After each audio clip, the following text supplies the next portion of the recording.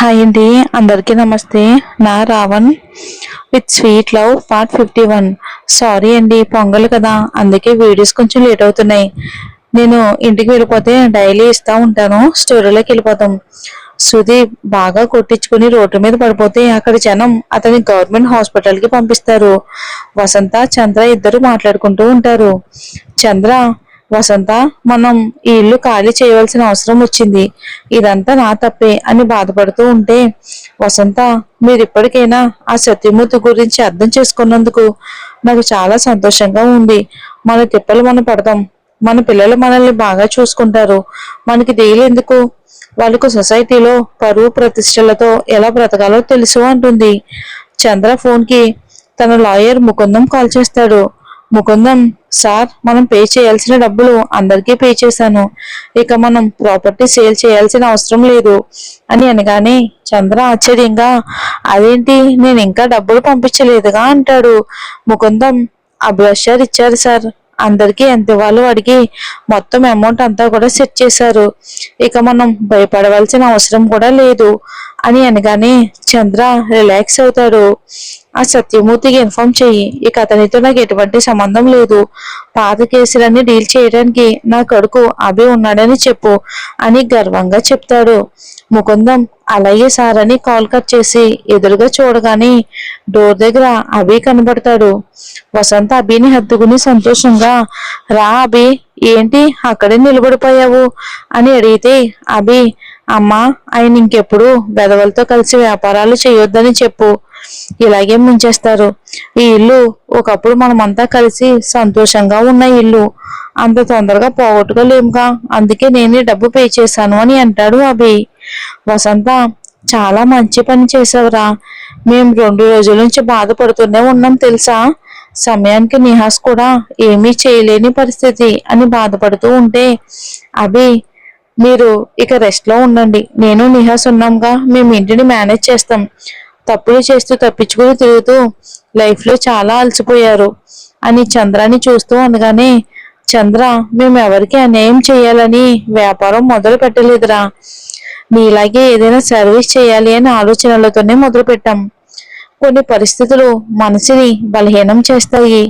నా కంపెనీలో major shares కొనుక్కున్న సత్యమూర్తికి డబ్బు అంటే పిచ్చి, నేను తప్పక సపోర్ట్ చేయాల్సి వచ్చింది అని సీరియస్ గా చెప్పి తన రూమ్ లోకి వెళ్ళిపోతాడు. వసంత, రే అభి, ఆయన బాధలో ఉన్నాడు, నువ్వు ఇంకా బాధ పెట్టుకో, నెమ్మదిగా నార్మల్ అయ్యి నీతో ముందులాగే ఉంటారు అని చెప్పగానే అభి, అమ్మా, నా ఇంటికి రావటానికి మీకు ఇన్విటేషన్ అక్కర్లొద్దు, ఎప్పుడైనా రావచ్చు పోవచ్చు, గుర్తు పెట్టుకో, ఏ అవసరం వచ్చినా నాకు కాల్ చేయని చెప్పి బయటికి వెళ్ళిపోతూ ఉంటే వసంత, అభి, ఒక్కసారైనా భోజనం చేసి వెళ్ళు అంటుంది. అభి టైం వచ్చినప్పుడు తప్పకుండా చేస్తానమ్మా అని చెప్పి వెళ్ళిపోతాడు. నిహాష్ వర్ష ఇంటికి వస్తూ అభి కారు ఇంట్లో నుంచి బయటికి వెళ్ళడం చూస్తాడు. ఇక బెల్లం లేదు కాబట్టి సరిపోయింది, ఉండుంటే నా పరిస్థితి ఏమయ్యేదో అనుకుంటుంది. రంగమ్మ అతిథితో కాసేపు మాట్లాడి భోజనం వడ్డించి నిద్రపోతున్న అనురాగ్ దగ్గరికి వెళ్ళిపోతుంది. అతిథి తన రూమ్ లో కూర్చుని జరిగిన దాని గురించి ఆలోచిస్తూ ఉంటుంది. అభి ఇంటికి వచ్చి అతిథి కోసం వెతుకుతాడు. రూమ్ లో ఉందని అర్థమై తన దగ్గరికి వెళ్తాడు. అభి, అతిథి, భోజనం చేసావా అని అనగానే అతిథి ఏం మాట్లాడకుండా తలాడిస్తుంది. అభి, ఏంటి, మీ మామయ్య గురించి ఆలోచిస్తున్నావా అని అభి అనగానే అతిథి, అతను సుదీప్ అంతే, మామయ్య కాదు, కాదు గుడ్డు కాదు అంటుంది కోపంగా. అభి, సర్లే, అతని గురించి ఆలోచిస్తున్నావు అన్నమాట అంటే. అతిథి, లేదు, మా నాన్నకి యాక్సిడెంట్ అయిందని అబద్ధం చెప్పి నన్ను తీసుకెళ్లాలని ఫోన్ చేశాడు ఆ వెధవ, దాని గురించే తిట్టుకుంటున్నా అని అంటుంది అతిథి. పాపం నిజంగానే యాక్సిడెంట్ జరిగిన విషయం అతిథికి తెలీదు. అభి, మీ నాన్న బాగున్నారు, నువ్వేమీ కంగారు పడుకో అంటే అతిథి, నాకు తెలుసు నాన్నకేమీ కాదు, నా దేవుడు ఎప్పుడు నాన్నకి తోడుగానే ఉంటాడు అని అభి వైపు చూస్తూ, అభి, నిజంగానే నువ్వు నేహాస్ వర్షాల పెళ్లి జరగాలని నన్ను తీసుకొచ్చావా అలా అయితే వాళ్ళు ఇప్పుడు బాగానే ఉన్నారుగా, మరి నేను వెళ్ళిపోతాను. అభి, నేను నిన్నేమైనా ఇబ్బంది పెడుతున్నానా, లేక నీతో పని చేయించుకుంటున్నానా? నిమిషానికి 10 సార్లు వెళ్ళిపోతాను అంటున్నావు ఎందుకు? అతిథి, నేను ఇక్కడే ఉంటే నేను మర్చిపోలేను. అభి, నీకులా నేను ఎదురుగా పెట్టుకుని తిరుగుతూ ఉంటే చూస్తూ ఉంటే నేను ఇక్కడ ఉండలేను అని బాధగా చెప్తూ ఉంటే అభి ఏం మాట్లాడలేకపోతాడు. సుదీప్, చూసావా నీతో ఎలా బిహేవ్ చేస్తున్నాడో? ఆ ఇంట్లో ఎలా ఉంటావు అతిథి? నువ్వు వాడి మీద కంప్లైంట్ ఎందుకు ఇవ్వలేదు అని అడుగుతాడు అభి. అతిథి, కంప్లైంట్ ఇస్తే ఇంట్లో అమ్మ గొడవ చేస్తుంది, నాన్న నా వల్ల బాధపడతారు, నాకున్నది నాన్న ఒక్కడే అని డల్లగా మాట్లాడగానే అభి, ఇక నీకు ఆ భయం లేదు. ఒక మాట చెప్పు, వాడిని నామరూపాలు లేకుండా చేస్తాను అని కోపంగా అంటాడు. అదిది, ఇక్కడి నుంచి వెళ్ళి ఏదైనా జాబ్ చేసుకుంటాను అభి. అంతకు మించి ఏమీ ఆలోచించలేదు. నేను నా లైఫ్లో ఏం జరిగితే అది యాక్సెప్ట్ చేయాలి అనుకుంటున్నాను అని రూమ్లో నుంచి బయటికి వెళ్ళిపోతుంది. ఈ లోపు అనురాగ్ నిద్రలేచి హాల్లో ఆడుకుంటూ ఉంటాడు. అనురాగ్ అతిథి కనిపించగానే లేచి స్పీడ్ గా వచ్చి తనని హత్తుకుంటాడు. అతిథికి అనురాగ్ ని చూడగానే కళ్ళల్లో నీళ్లు తిరుగుతాయి. సారీరా, నేను నీకు ఇంకా దగ్గరైతే నువ్వు నేను ఇద్దరం బాధపడాల్సి వస్తుంది అని అనుకుంటూ అనురాగ్ ని బొమ్మల దగ్గర విడిచిపెట్టి గార్డెన్ ఏరియాలోకి వెళ్ళిపోతుంది. ఇంకా సరోజ, నాగేంద్ర ఇద్దరు కూడా డిశ్చార్జ్ అయ్యి ఇంటికి వచ్చేస్తారు. సరోజ ఈ సుదీప్ కరెక్ట్గానే ఈయన డిశ్చార్జ్ అయ్యే టైంకి కనిపించకుండా పోయాడేంటి అని తిట్టుకుంటూ ఉంటుంది. ఇంకా అభి ఇంటికి వెళ్ళమంటే ఎక్కడికి వెళ్ళిపోయాడో, ఏ పని సరిగ్గా చేయడు అని తల బాదుకుంటుంది. నాగేంద్ర, ఏంటి నీ తమ్ముడు గురించి ఆలోచిస్తున్నావా? వాడి మొహం వాడి పొట్లో కనిపించలే. అభికి క్షమాపణ చెప్పమన్నామని కోపం వచ్చింది వాడికి అని నవ్వుతాడు నాగేంద్ర. సరోజ, మనలో మనకి కోపాలు ఏముంటాయి లేండి, వాడు కొంచెం సేపు అలిగినా మళ్ళీ ఇంటికి వచ్చేస్తాడు.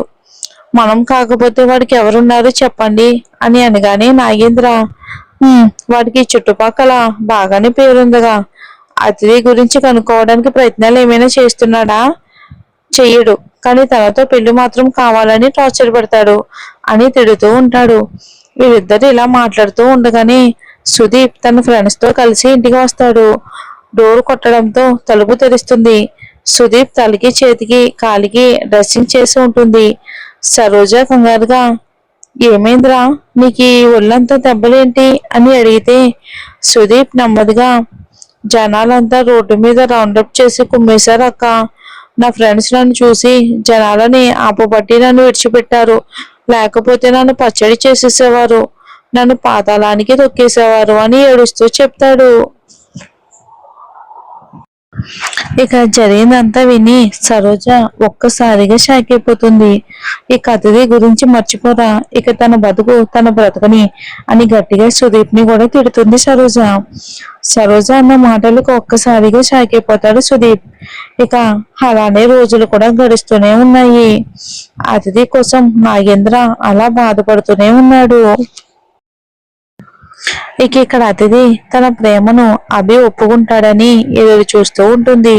ఇంటికి వెళ్ళాలని ఉన్న అభి గురించి వెళ్లకుండా ఈ కొద్ది రోజుల్లోనే అనురాగ్కి అతిథి కూడా బాగా దగ్గరైపోయింది. ఒకరోజు అభికి నాగేంద్రకి ఒంట్లో బాగోలేదని తెలిసింది. చాలా అతిథి మీద బెంగ పెట్టుకున్నాడు, ఫుల్ గా జ్వరం వచ్చింది అని. ఆ మాట విని అభి చాలా బాధపడ్డాడు.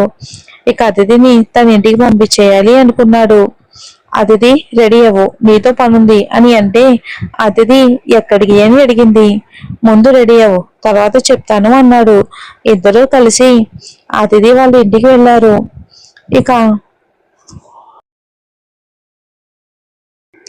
ఇక ఇంటి గుమ్మ ముందు కారు శబ్దం విని నాగేంద్ర చూశాడు. కారులో నుంచి అతిథి దిగడాన్ని చూసి ఒక్కసారిగా అలానే స్టన్ అయిపోయాడు. సరోజ కూడా అలాగే చూస్తూ ఉండిపోయింది. అభికి అతిథి అంటే ఇష్టమే, కాకపోతే అనురాగ్ని కూడా యాక్సెప్ట్ చేయాలి వాళ్ళ కుటుంబం, అది దాని గురించి ఆలోచన. అందుకే ఒక 4 రోజులు వాళ్ళ ఇంట్లోనే ఉందామని డిసైడ్ అయ్యాడు. అది అతిథి బలవంతం మీద. నాగేంద్రకి జరిగింది మొత్తం చెప్పింది, కానీ వేరేలా మార్చి. కానీ అభి గురించి ముందే తెలుసు కాబట్టి చాలా సంతోషంగా ఫీల్ అయ్యాడు. ఇన్ని రోజులు కూతురు కోసం పెట్టుకున్న బెంగ అంతా కూడా ఇట్టే తీరిపోయింది. అనురాగ్ ఇంట్లో అందరూ కూడా బాగా చూసుకుంటున్నారు. సరోజ కూడా నాగేంద్ర కూడా ఇద్దరు కూడా అనురాగ్ని అస్సలు వదలనే లేదు. అతిథి కూడా. ఇక అనురాగ్ అంత ఆనందంగా ఉండడం చూసి చాలా హ్యాపీగా ఫీల్ అయ్యాడు. ఇక నేహాష్ వర్షాలు కూడా హ్యాపీగా ఉన్నారు. వాళ్ళ నాన్న అక్రమ వ్యాపారాలు చేయటం లేదని అభి చాలా హ్యాపీగా ఫీల్ అయ్యాడు. ఇక వర్ష కూడా నిహాస్ కూడా సొంతంగా బిజినెస్ మొదలు పెట్టాడు. ఇక అందుకే అభి కూడా వాళ్ళ ఇంటికి వెళ్ళిపోయాడు. జరిగింది మొత్తం అభి వాళ్ళ అమ్మకి చెప్తాడు. ముందే వాళ్ళ అమ్మకి చాలా హ్యాపీగా అనిపిస్తుంది. అతిథి అంటే ఇష్టం కాబట్టి కోడలుగా ఒప్పుకోవటానికి చాలా హ్యాపీగా ఫీల్ అయ్యింది. ఇక అతిథి కూడా అభి తన ప్రేమను ఒప్పుకున్నాడని చాలా సంతోషంగా ఉంది. సుదీప్ తగిలిన దెబ్బలకి సరోజ ఇచ్చిన దానికి ఇక అతిథి వైపు కన్నెత్తి కూడా చూడలేదు. అతిథి అంటే ఇంట్లో అందరికి ఇష్టమే కాబట్టి అందరూ కూడా పెళ్లి ఒప్పుకున్నారు. అంగరంగ వైభవంగా అతిథి అభిల పెళ్లి జరిగింది. వర్ష కూడా కొద్ది రోజులకే ప్రెగ్నెంట్ అయ్యింది. ఇక వర్ష అతిథి అనురాగ్ల జీవితం సంతోషంగా సాగిపోతుంది. ఇటు నాగేంద్ర కూడా కూతురు ఆనందాన్ని చూసి మురిసిపోతున్నాడు. ఈ స్టోరీ ఇంతే అనుకున్నానండి. పెద్దగా అంత వ్యూస్ కూడా రావట్లేదు. ఇంక ఈ స్టోరీ ఇక్కడితో ఎండ్ అయిపోయిందండి. మరో న్యూ స్టోరీతో మళ్ళీ మీ ముందుకు వస్తానండి. పొంగల్ కదా అమ్మ వాళ్ళ ఊరు వచ్చాను. ఒక 3 days వరకు వీడియోస్ ఏమీ రాకపోవచ్చు. మా ఊరు వచ్చేసానంటే కంటిన్యూ ఇస్తాను స్టోరీస్. సో అర్థం చేసుకుంటారని అనుకుంటున్నానండి. సొంత ఊరు వస్తే ఈ చుట్టాలు అందరూ ఉంటారు కదండి, కాబట్టి టైమే తెలీదు. అందరికీ కూడా సంక్రాంతి శుభాకాంక్షలు అండి. ఆయుర ఆరోగ్యాలతో ఉండాలని, మీరు మీ కుటుంబం మొత్తం కూడా ఉండాలి అని మనస్ఫూర్తిగా కోరుకుంటున్నాను. థ్యాంక్ యూ అండి. Thanks for supporting. Thanks for watching. అలానే న్యూ స్టోరీతో కూడా మీ ముందుకు వస్తాను.